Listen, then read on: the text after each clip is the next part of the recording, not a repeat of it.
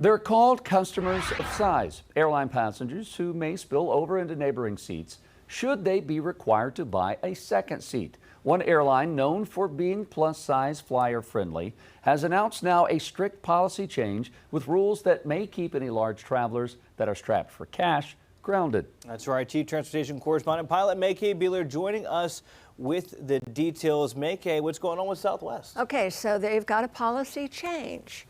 It hasn't taken effect yet, so we've got time. It won't take effect until January 27th, 2026. Now, the policy states any passenger who needs more than one seat must purchase the second seat in advance during their initial reservation. So the air carrier's long-standing policy meant a customer of size could just show up at the ticket counter and request a second seat. As long as there was an empty one, it was free. But the new policy will mandate paying the second seat costs up front with the option of a refund under certain circumstances. Okay, so why this change? I mean, I know they got rid of the bags and all that stuff. Yes, and they're getting rid of open seating.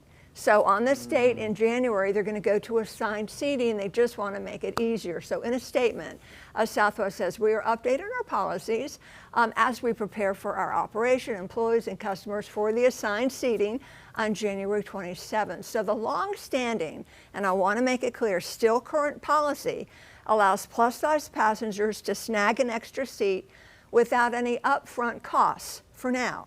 Additional seats are provided free of charge if space is available, but come January, that changes. The customer must purchase the extra seat up front, but if after boarding there happens to be an extra seat, the customer may apply for a refund within 90 days of travel, only if both seats were purchased in the same fare class and the flight departed with at least one open seat. Now here's the sticking point for large frugal flyers. They can't afford to pay for 2 tickets up front, thus prohibiting for some of these folks air travel. So May-Kay, I realize there's probably some sensitivity that goes along with this. Oh, I know my. airline officials are not out there taking measurements of travelers before they board, right? Right. So what determines for a larger traveler if they need a second seat? Okay, so simply put, according to Southwest Airlines, according to their website, the armrest is the definitive boundary for a single seat. So pretty much the same general criteria across all airlines. So a second seat is required if the passenger is unable to fit in a single seat in the ticketed cabin, is unable to properly buckle the seatbelt using a single seatbelt extender, is unable, excuse me, to put the seat's armrest down when seated, or is in the space of the adjacent seat. Okay. So they can't spill over. They got to fit in that seat. So if somebody needs one, can they bring their own seatbelt extender? This is a really good question.